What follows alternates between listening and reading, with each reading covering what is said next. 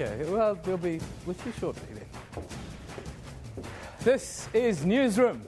Hello and welcome from Johannesburg here in South Africa. My name is Eben Jansen. This show, as always, is live and is broadcast from our studios here in Auckland Park. We're also streaming live on YouTube right now with our entire show available on demand on our YouTube channel. Now today, we look at the rise of political intolerance here in South Africa with more shootings of rivals at the weekend. Swazi national Sanele Goodness May, whose truck crashed into 4 minibus taxis, killing 24 people in September of last year, will appear in the Durban High Court today. We'll talk to our author of the week in our middle segment. And then finally, there's an update from the service delivery standoff in Kimberley. And we'll also talk a little bit of tourism out of Cape Town. But first, let's get the news from Katrine Malan.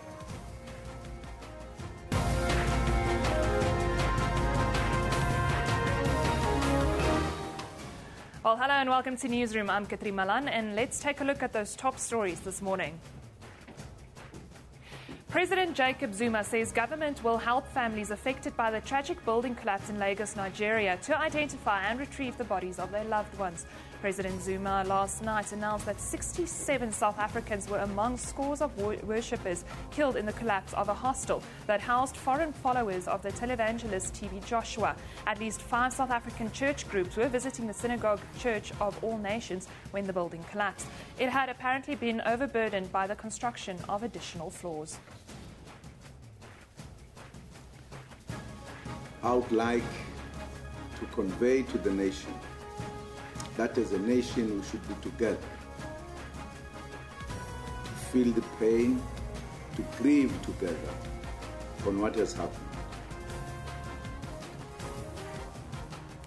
The trial of Sanele Goodness May, the truck driver who crashed into 4 minibus taxis, killing 24 people last year, is expected to appear in the Durban High Court today. On the evening of September 5th last year, May's truck smashed into 4 minibus taxis and 2 cars at an intersection at the bottom of Fields Hill in Pinetown. The horror crash killed 22 people at the scene, and a further 2 died later in hospital. US President Barack Obama has urged a global expanded effort to fight the deadly Ebola virus sweeping through West Africa. This as he unveiled a $500 million US initiative that will see 3,000 military personnel posted to the region to combat the health crisis. The deadliest Ebola outbreak in history has claimed over 2,400 lives, with about 5,000 additional suspected or confirmed cases of infection. Obama also warned that the outbreak is spiraling out of control. So this is an epidemic that is not just a threat to regional security, it's a potential threat to global security. If these countries break down, if their economies break down, if people panic, that has profound effects on all of us, even if we are not directly contracting the disease. We move to the United Kingdom, and the opinion polls have put the pro-Scottish independence and pro-union camps neck and neck in the run-up to tomorrow's landmark referendum. UK Prime Minister David Cameron, coalition partner Nick Clegg and Labour leader Ed Miliband have joined forces and gave a joint promise that Scotland will get extra powers if it decides to stay part of the UK. With a huge turnout expected for the referendum, both sides are desperate to win over the undecided voters who could hold the future of the United Kingdom in their hands. Now remember, all these top stories and more are available on our Newsroom Facebook page. You can also follow us on Twitter at SABC Newsroom. Eben, over to you. Yeah, thank you, Katrine. Now, political intolerance is a scourge that is threatening the democratic process in South Africa. In recent times, we've seen an upsurge in violent crimes with a political agenda or undertone. The latest incident happened in Limpopo over the weekend. 31-year-old Jacob Lebogo has appeared in the Polokwane Magistrates Court following the shooting of ANC Malachi branch chairperson Boy Mamabolo in Seshego on Sunday night. The incident happened after a heated political argument centered on the ANC and its big rival in the province, the EFF. Mamabolo is said to have been a long-time enemy of EFF leader Julius Malema. Political analyst Elvis Masocha from the University of Limpopo joins us from our studio in Polokwane to talk about this incident and the general political situation in the province. Very good morning to you, Mr. Masocha. Thank you for joining us.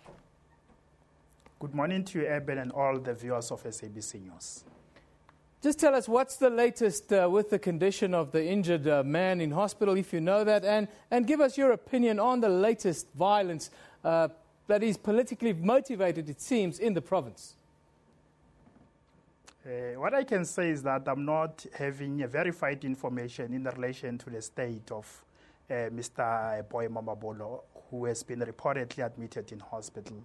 But what I can say, we need to look at the broader picture, the scourge of political intolerance. To what an extent can it dent and even undermine the gains and the successes of our democratic dispensation? Because throughout the world, one of the most vicious aspects that destroys democracy, that destroys politics, is the aspect of intolerance among politicians or party members. But again, we must not necessarily blame party members. We must even blame the political leadership, because the quality of political leadership determines the level of tolerance or intolerance within politics. If a political party has got a weak leadership, we are going to experience, various incidents of political intolerance.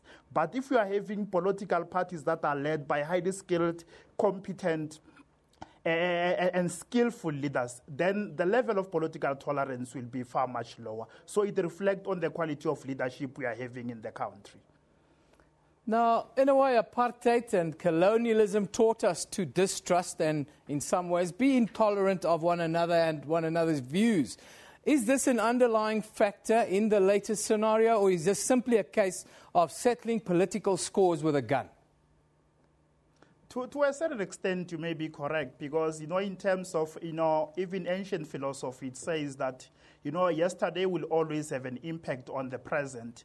But we must understand something. Since 1994, we had a new genre of political leadership in South Africa. I'm referring to leaders of all political parties.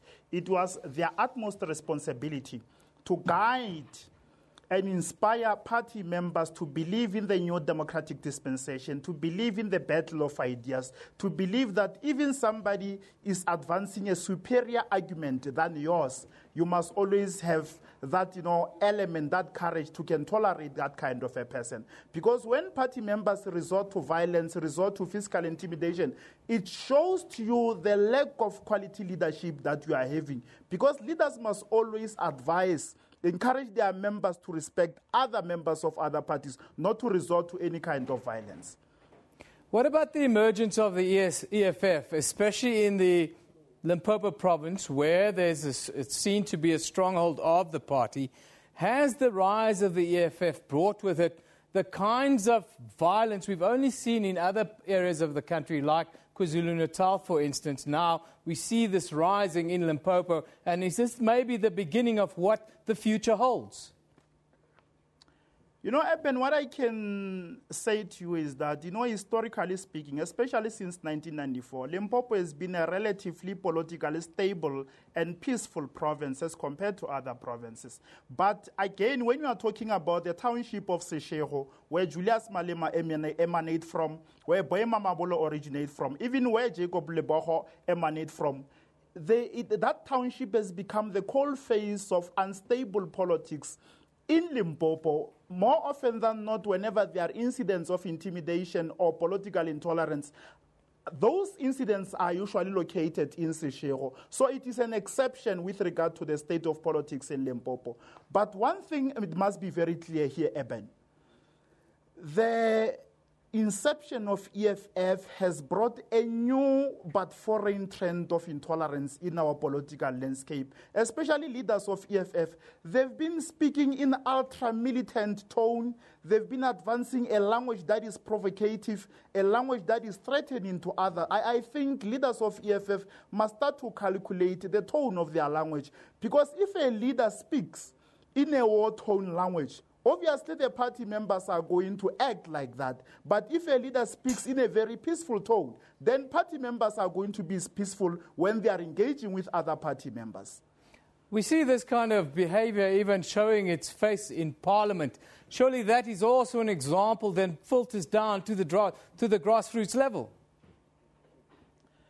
We need to acknowledge it as we are comparing, the current parliament with regard to the previous parliament since 1994. This is one of the most, undignified, parliament in terms of the language that they use, in terms of the antics that we are experiencing in parliament. Because we must remember, parliament is a royal palace of a country. We are expecting members of parliament to tolerate each other, to speak in a respectful and dignified manner. But since the 2014 general elections, we have seen a new, different parliament, a parliament that lacks respect, a parliament that lacks dignity, a parliament that lacks a moral decorum that we have seen since 1994. For example, why a speaker, for example, can call somebody to order in parliament, but the person will continuously speak as if the speaker is not calling the person in order. Why should we debate whether the speaker must come from the ANC or not? Because it is political parties that contest elections, and the political party that has won elections has got powers in terms of our constitution to can vote for a speaker who come from their party. Frene Ginoala was once a speaker of parliament, was coming from the ANC. Maxi Zulu was once a speaker of parliament, was coming from the ANC. Why now? Why are they questioning the political affiliation of the current speaker, Baleka Mpete? Because we had speakers, all of them who came from the ANC, but there was no brouhaha with regard to that. Before the election that you spoke about, all political parties signed the political tolerance pledge or pact. This obviously is not working. I said before the election, we had all political parties signing the tolerance pledge or pact in their campaigning before and then after the election that we saw. Do we have a scenario now where politicians are saying one thing in front of the cameras and in front of the microphones, but when they speak to their followers, they say something different and are fueling intolerance? That is a problem, Eben. Political party leaders speaking with forked tongues. For example, as you said, they signed that memorandum of understanding before election to say they will observe, proper political decorum, they will observe respect, they will observe tolerance, they will respect each other. But what they are doing in action is absolutely different to what they signed. Yes, they signed on paper, but in action, we are seeing leaders who are encouraging their members to be rebellious. We are seeing leaders who are encouraging their members, to disrespect any law that we are having in a country. We are seeing leaders in parliament who are vowing that they are going to fight in parliament. They are not going to parliament to discuss, but they are going to parliament to fight. So this war tone language is the one that is destabilizing our state of politics. But I think even the Speaker of Parliament must address this kind of shenanigans. Finally, you've got 30 seconds to tell us. We see that political education has not worked in South Africa. What is the solution then to deal with this type of hatred going forward? The solution is simple, Eben. Leadership must assume leadership. Leaders of all political parties must assume the mantle of leadership. They must be the ones who encourage every day their members to respect other members, to have tolerance, to have dignity and respect for other members. That's exactly what must happen. Well, Mr. Elvis Masocha joining us today from our studio in Polokwane. Thank you very much for that contribution this morning. Mr. Masocha is from the University of Limpopo. Now, time for us to take a look at what's happening on social media. What is it that you are passionate about at the moment? Let's go to the big screen and see what you're talking about. What are the issues, burning issues? Of course, very much we're talking about Nigeria today. Now, very much on everyone's mind. We saw the president told us that all of South Africa is grieving today. We've lost 67 lives. Bongani says, rest in peace to the lives lost in Nigeria. Yes, a nation mourns today. We are grieving. Tebe Ekalafeng says, heartfelt condolences to the families of the 67 South Africans and fellow Africans who lost their lives at the Prophet TB Joshua Church in Nigeria. And then Professor Vusani says, some people hate Christianity and anything that has to do with church. This will be their opportunity to vent and lash out at it. Hashtag Nigeria. Lots of questions are unanswered at the moment. It's too early to judge this scenario. What is it that caused the church building to collapse in Nigeria? Well, at the moment, the investigation is still underway. Eagle Eye says Nigeria has never been brought down to this inglorious low, not even during Abacha's time. Scandals breaking out every day from Aso Rock. That comment, worrying times indeed for Nigeria. We've got insurgency around the country, tragedy it seems in the capital, lots of issues in Nigeria, but today the focus is very much on those that lost their lives. Let's take a look at the front pages from around the globe. There are other news. The International New York Times is looking at President Barack Obama's plans to expand aid for the Ebola fight here in Africa. Obama announced the U.S. will send troops, material to build field hospitals, send additional healthcare workers, and the needed medical supplies to those countries affected. That's fantastic news. And down south, the Miami Herald is also focusing on that same story today, saying 3,000 troops will be sent to help combat the Ebola outbreak. And in Europe, papers are reporting that Scotland is ready to vote in the referendum tomorrow. Yes, it's a landmark day for the United Kingdom. There you can see a picture of those in support of Scotland becoming independent. Very much on everyone's minds. The South African presidency has warned that the death toll is likely to rise after faith healer T.B. Joshua's church partly collapsed in Nigeria on Friday. The incident has so far claimed the lives of no less than 67 South Africans. Since then, the preacher and televangelist has linked the deadly building collapse to a suspicious aircraft, says the preacher. Now here we have a picture that is aired on his Emmanuel TV broadcast with a helicopter, it seems. A helicopter, it seems, flying over the top of the building. But there is no way that a helicopter flying over a 7, 8 or 9 or 10-story building can cause it to collapse. In the security camera footage seen here from opposite the vast church compound, the aircraft is seen flying over the building at 11:30 a.m., 11:43 a.m., 11:45 and 11:54 a.m. As you can see in the left corner in the video, they point out that this so-called suspicious aircraft. Well, the video was posted to the ministry's Emmanuel TV channel, and that's where we found this clip that you look at from on YouTube. Initial investigations are not in yet. They say extra building work on top of this existing building caused this collapse. We'll see how this develops and what comes out of the report once it is done, how this building collapsed. But a helicopter flying over a building and making it collapse, I've never heard of that in more than 20 years in news. You're watching Newsroom on SABC News.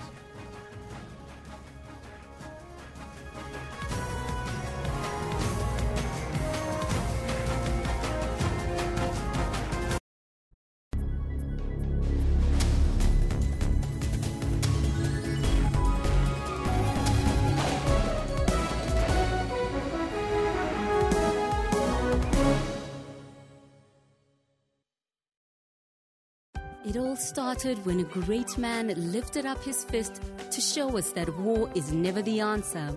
Men and women grasped their first opportunity to have a say. Our displaced people regained their dignity and were given a place to call home. We then put our minds together and devised a plan of action. And we looked to the heavens, Sathi Nkosi, Sikelela. We remembered the words of our forefathers. And with the knowledge that I am because we are, we shared a great honor with our neighbors. From the tip of Africa, the world was able to see beyond other worlds. And we stood proudly as part of a bigger economic family. This is the inspirational story of our country's democracy, and SABC is proud to share it.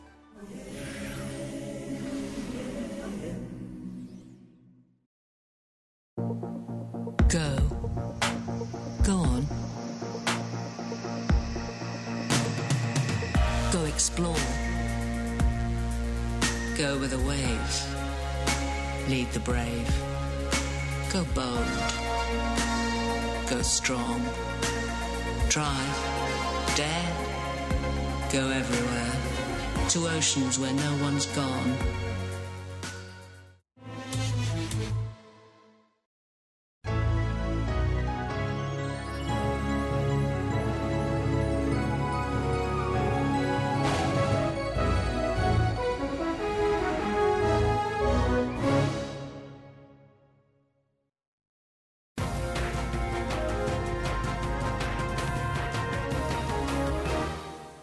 Welcome back. You're watching Newsroom on SABC News. Now, The Texture of Shadows, a new novel by well-known author Manlalanga, looks at South Africa in the year of 1989 and explores a world of hardened guerrilla fighters, corrupt police officers, ex-political prisoners, and looks at the lives of victims of abuse from a system of bannings and beatings. This is Langa's latest book to hit the shelves since his award-winning The Lost Colours of the Chameleon. Now, today we're fortunate to be joined by Mr. Langa to talk a bit more about the new novel, The Texture of Shadows. Very good morning to you, sir. Thank you for inviting me, Eben. Before we get into the backstory, as it were, of the book, I want to talk about, without going into too much detail, what this novel is about. Well, the novel, as you've said already, is about a group of guerrillas coming into South Africa, carrying with them a trunk that's full of material. Now, I've not explained or divulged what that material is, but I'm leaving it to the reader to make a decision what that material could be. But it's also about the invincible spirit of people involved in struggle. Often the victims or the people that carry the struggle in any nation are the women of that society. And in the book, I see that the backstory is really in the way women are portrayed in this book. It's one of the undercurrents that you've told in this book. Well, one of the decisions I made was in 1984, I lost my mother. And I realized that because I could not return to South Africa to bury her, I realized that I had to find a way of paying homage to her.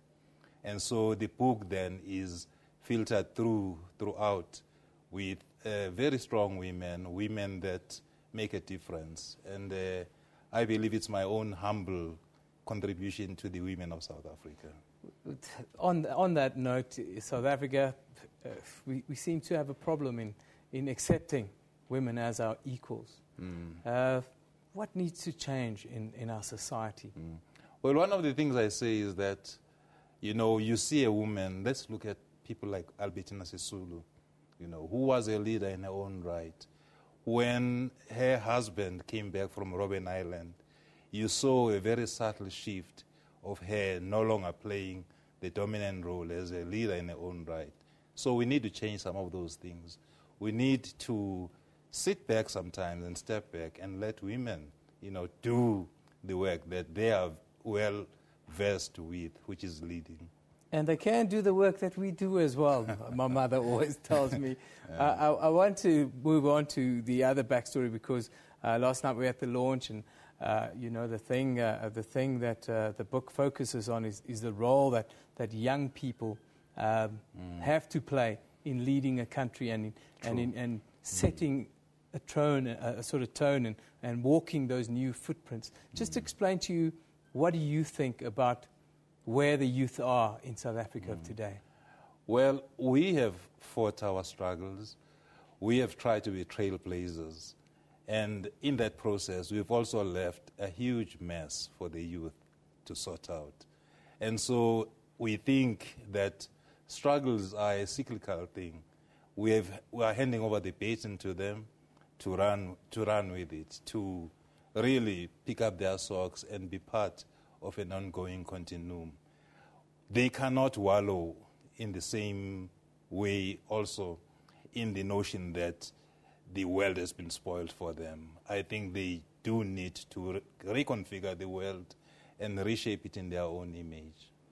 Now, at the lecture around the book last night, we spoke about this. You spoke about the telling of stories and how important that is, and how South Africa often don't tell enough of its own stories to its own young people and its own people. Historically, do we look at enough of our own, or do we import too much of the, let's call it, cheap American ideology? Well, let's start with a certain structure, the bookshops. If you go throughout the country, you'll be forgiven for thinking that South Africa is just a market for American fiction or American whatever, table whatever stories. I couldn't see your book, for instance, on any of the shelves in the major bookstores in South Africa, along with a host of other black authors that I went to go look for, and I couldn't find any of those. And I think that sort of tells a story, doesn't it? You've got to go into the depth of a mind to find a South African story. That's not correct. That has to change.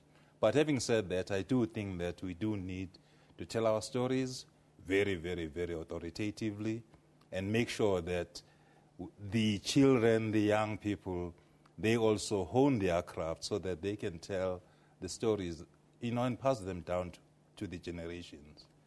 What is for you, a man that's lived through the most interesting and the worst of times and probably the best of times in our history as a nation, what is the most fascinating parts of our history and the most fascinating stories that you want to share with South Africans and Africans and the world going forward?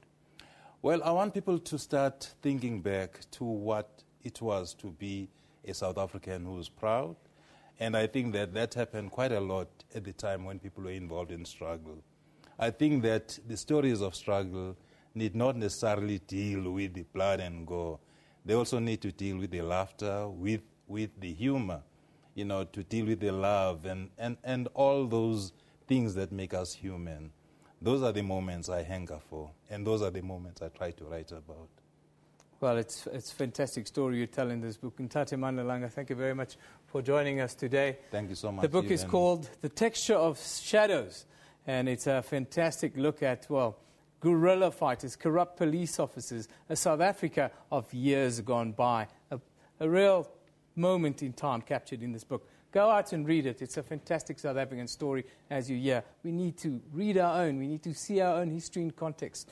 And more importantly, on the back of us, we need to forgive. Thank you. We move on then.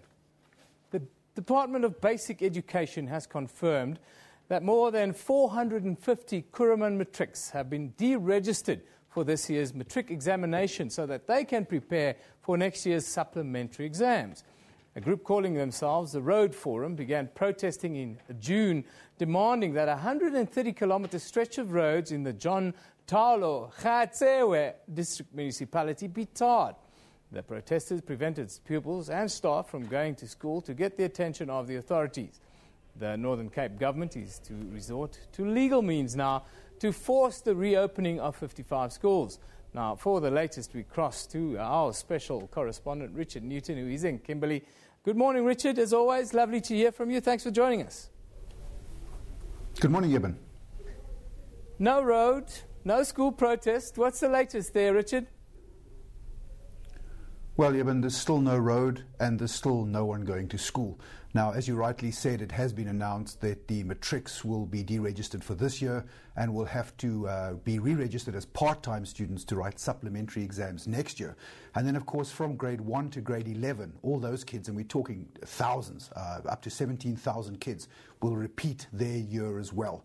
And it's a loss of a year for these people, for the matric kids, who are planning their futures going ahead next year to study further, to start perhaps internships or to work for people.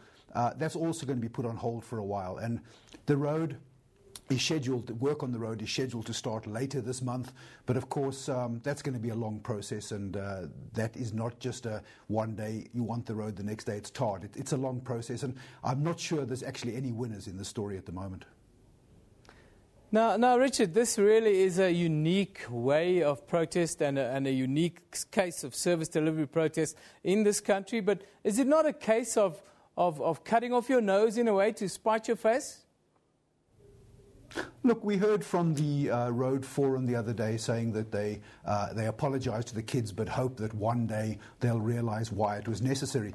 But if you look at the bigger picture, and this is what some observers are saying around the country, is that using using children's education as a bargaining chip in service delivery, it's a dangerous road to go down.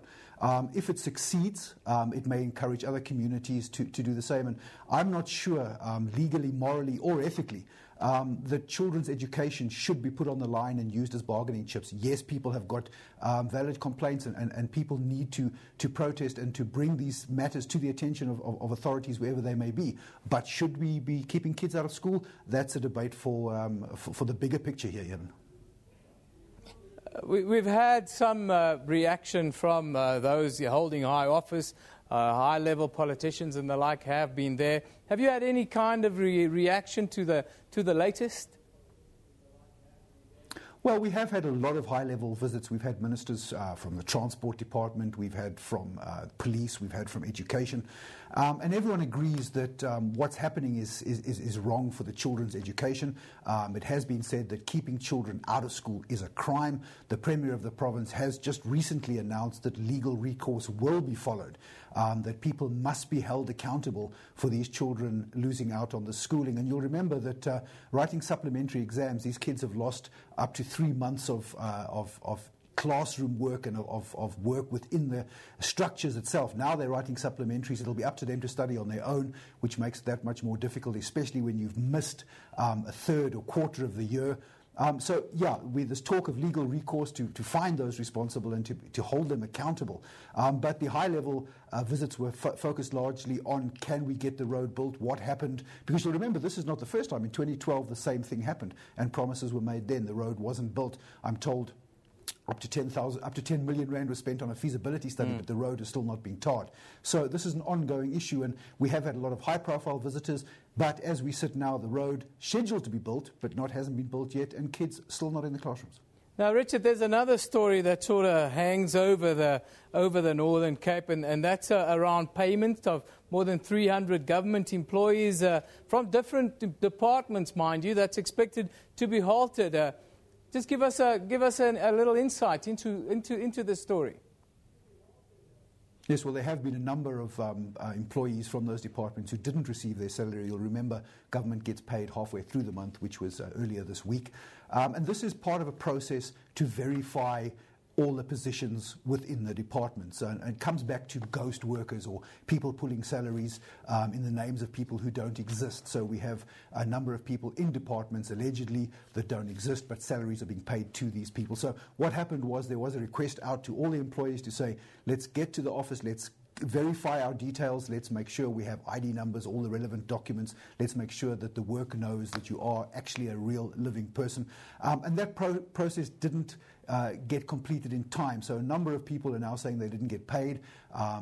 Now they're trying to see, did those people verify their details? But it's all come down to trying to get rid of ghost workers. And we've seen it over the years, a number of departments and organizations that have had these ghost workers where people are pulling salaries for people who just don't exist. Well, Richard, thank you very much for that contribution, keeping us updated on what's happening in the Northern Cape it is this morning, but always, of course, Richard works out of Bloemfontein. Specialist correspondent, he is there, and always wonderful when he makes a contribution to our show. Let's take a quick look at what's on social media, what you're now talking about, or what are some of the other things that you are talking about passionately, it seems, on social media. Refilwe Africa says, if I was Baleka Mbete, I'd make a principled decision and quit Parley. Resign before I become fodder for more negative news. Full stop. Full stop. Kind of apt.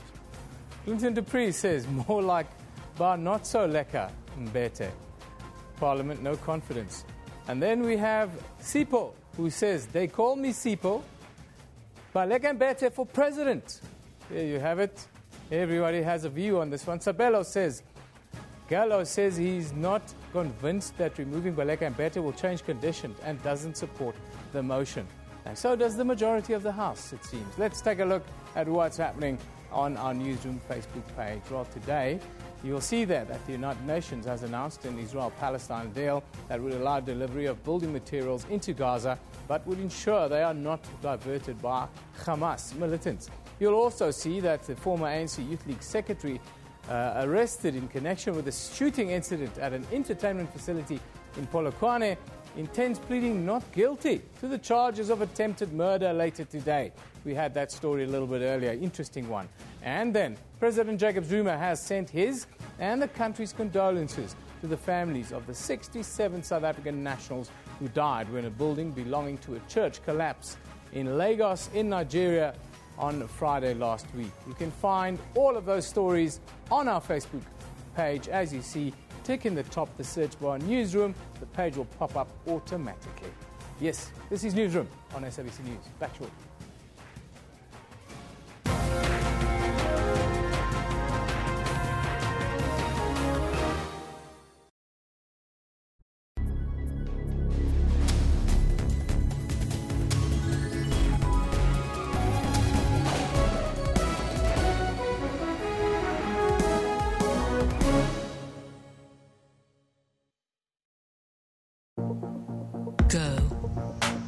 Go on. Go explore. Go with the waves. Lead the brave. Go bold. Go strong. Drive. Dare. Go everywhere. To oceans where no one's gone.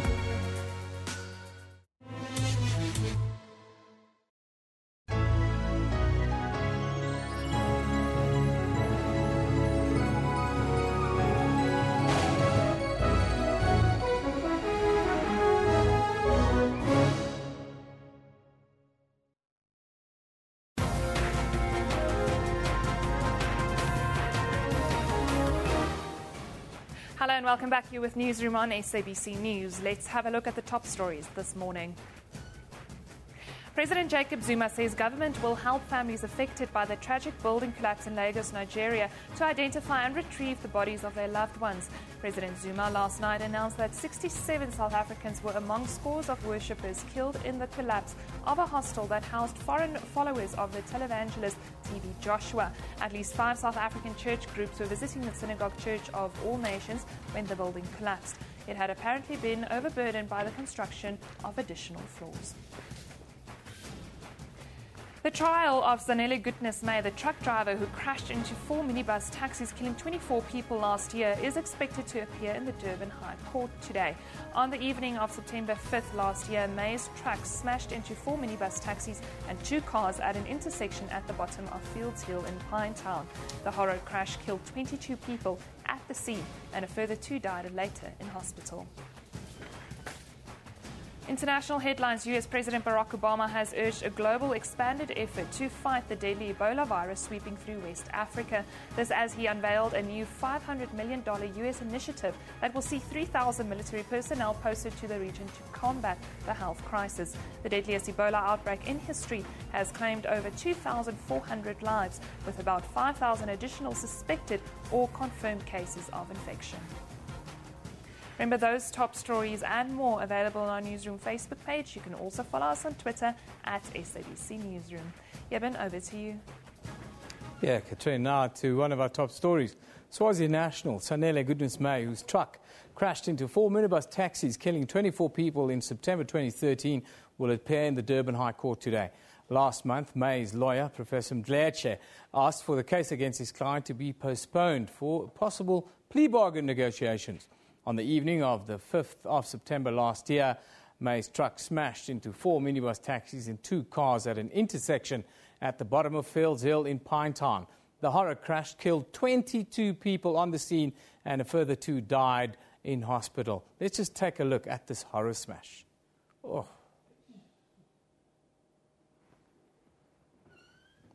One of the most horrible crashes in recent memory. Now, for the latest, we cross to the Durban High Court, where Renee Heine is standing by this morning. Good morning, Renee. Morning, Evan.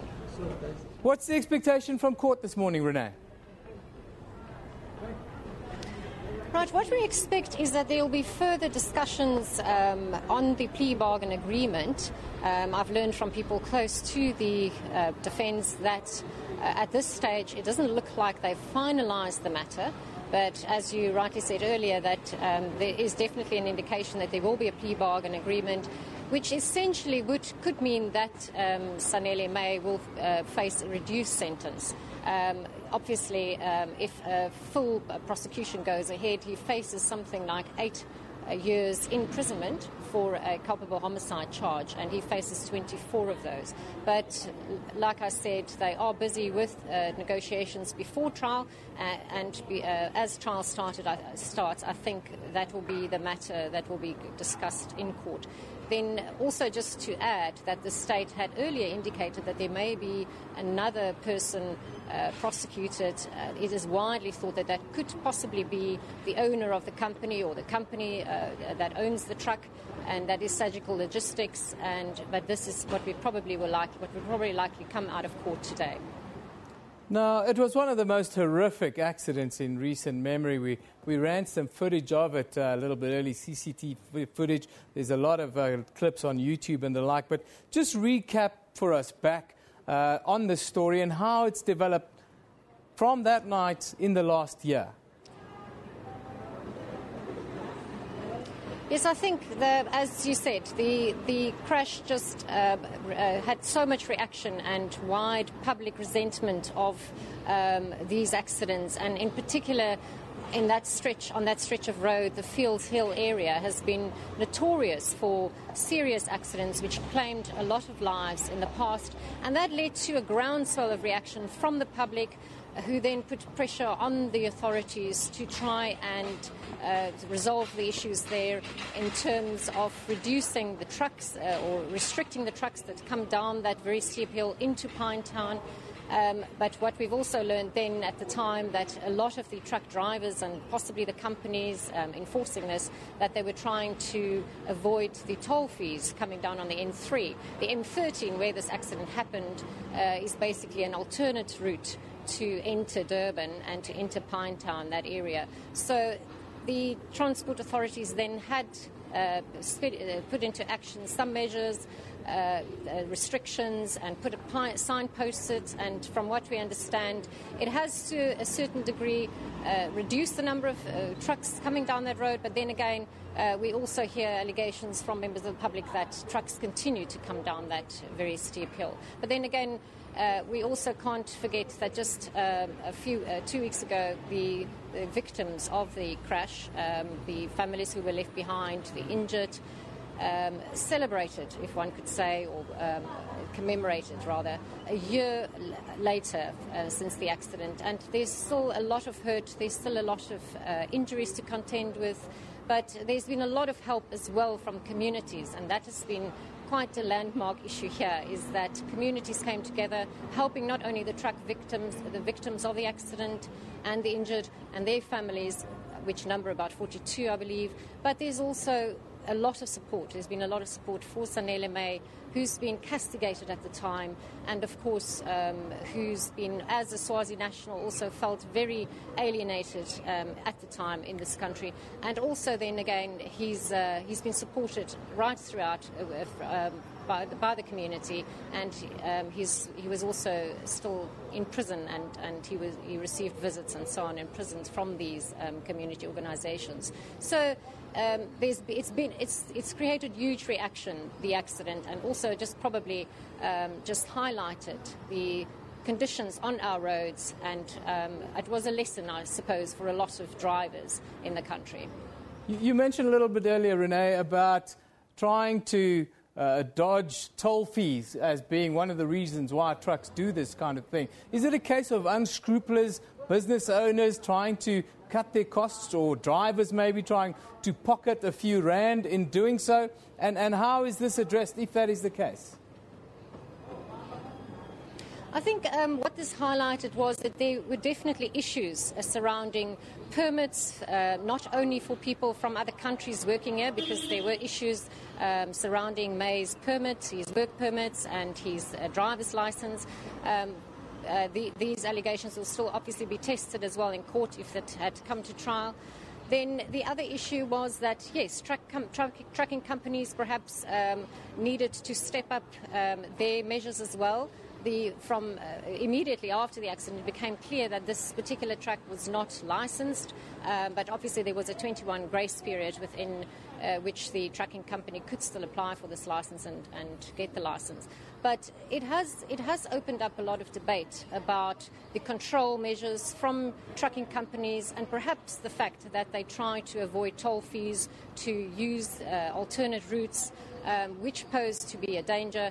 But then there's also the issue of driver error, which had come out in previous reports. The trucking company defended itself, saying that there was definitely driver error, mistakes made here.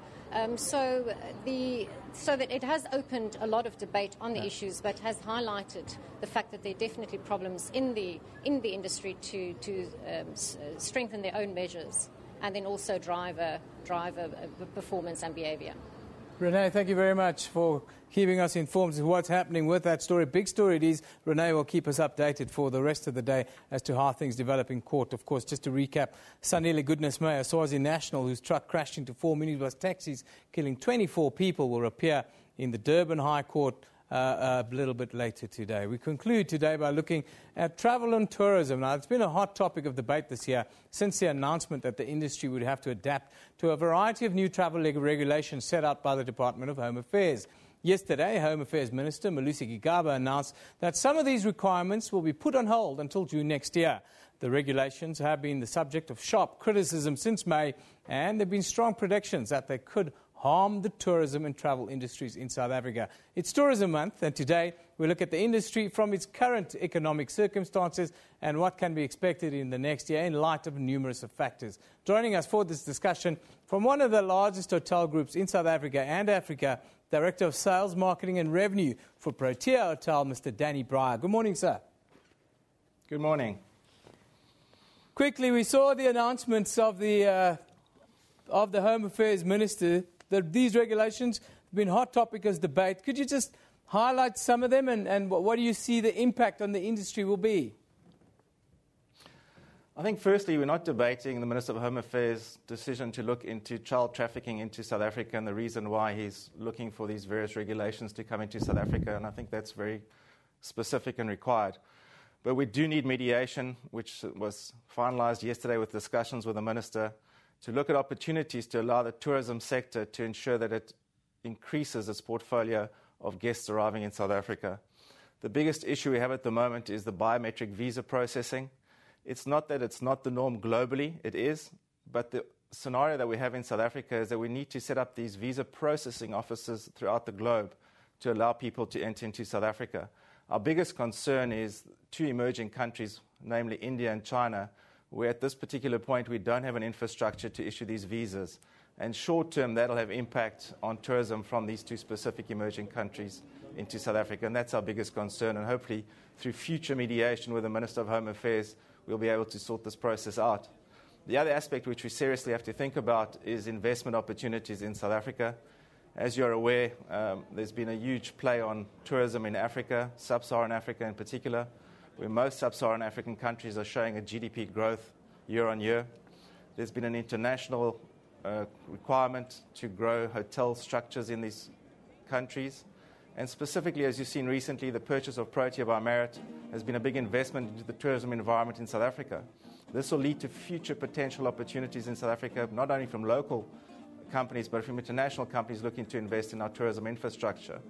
This, of course, creates job opportunities. Tourism is an industry in South Africa that we need to protect.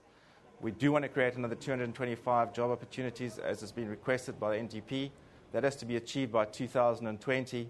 And I think the real reason is to protect the interests of tourism into South Africa, and that's the reason why we want to mediate and discuss the process of just a structure that allows us to implement biometric visa applications across the globe. Away from the visas, I want to talk to you quickly about the effect or the threat that the Ebola virus is having on tourism here in South Africa. We've seen it's had an effect of a drop in about 60% of hotel occupation rates in Kenya. Is it having any effect on the South African industry at the moment? Are you seeing anything in your group? Unfortunately, Africa is seen as Africa, and when you look at global tourism, they've used Africa as a continent, and when they look at travel, they look at Africa. So although if you look at the way the crow flies, America and Europe is closer to where the Ebola crisis is than South Africa, we still are seeing impact. There is a perception that Africa travel is Africa travel. So it's not huge, but there has been significant losses in sub-Saharan Africa.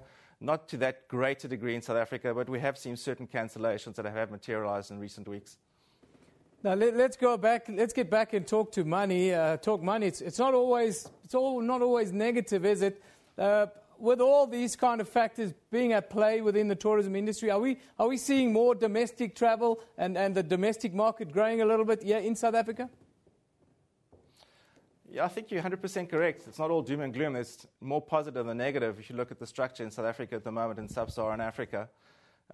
First of all, one has to protect the issue of travel, of cost travel in South Africa and cost travel in sub-Saharan Africa, and that relates to really airline costs, making sure that airline costs are held down, hotel accommodation costs and travel requirements. I think the introduction of a new low-cost carrier that we're seeing coming into our country in November is going to have a huge impact on bringing those cost levels down and creating a more competitive playing field. And then, of course, the untapped market of Africa. I think people forget that 15% of the world population is in Africa, yet only 3% of the world tourism is in Africa. We have a huge emerging middle-class African market waiting to experience and develop tourism across the borders of Africa. I think that is a huge opportunity for growth, and we're seeing that already through cross-border travel. I think South African Airways focusing on Africa as a continent to enhance itself is critical to make sure that that materializes. So I think one mustn't look outside of our borders only. I think one must look into Africa. I think the huge potential lies in our future generation in Africa that are waiting to experience and travel within Africa itself. And I think that we need to think about seriously. There are positives and negatives relating to our exchange rate, and specifically, if you want to travel internationally at the moment, as you know, it's become quite expensive, which again brings local tourism into play. We're seeing a lot more travelers wanting to experience South Africa, wanting to experience the Cape, KwaZulu-Natal, Limpopo, the Kruger National Area. Yeah. So I think that poses well for tourism in general in South Africa. So one must take heart out of what is happening within the African context of tourism and travel. Thank you very much for joining us today, Mr. Danny Breyer from the Protea Hotel Group. Yes, it's not all doom and gloom in the tourism industry. After all, 6 of the fastest growing economies on the African continent is on the continent, and let's hope they all come here. Newsroom is broadcast live from our studios in Auckland Park in Johannesburg every weekday morning between 9 and 10 a.m. The show repeats at 2 in the afternoon with a rebroadcast at 5 a.m. the following morning. We also stream live on YouTube at that time with our whole show available on demand on our YouTube channel. This is SABC News. You've been watching Newsroom. We love it in the morning.